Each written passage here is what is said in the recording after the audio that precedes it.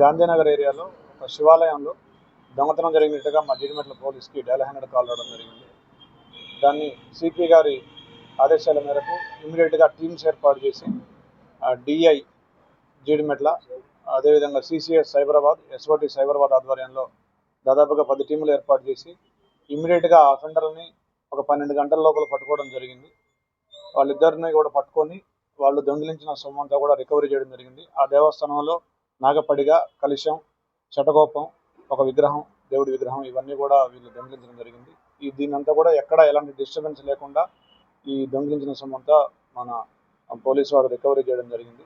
అదేవిధంగా వీళ్ళకి సంబంధించి వీళ్ళ మీద సెక్షన్ 196, 298, 299, 331 సబ్సెక్షన్ 4, 305 బిఎన్ఎస్ కింద వీళ్ళ మీద కేసు పెట్టడం జరిగింది.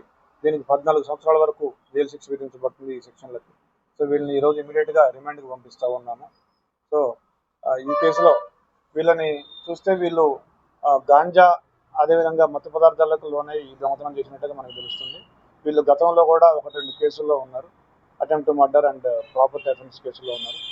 సో వీళ్ళని పట్టుకోవడంలో చాకచక్యంగా వ్యవహరించిన డిఐ జీడిమెట్ల, సిసిఎస్ సిఐ రాజు, ఎస్ఓటి పోలీస్ అందరికీ కూడా మా జీడిమెట్ల పిఎస్ స్టాఫ్ అందరికీ కూడా అభినందనలు. Thank you.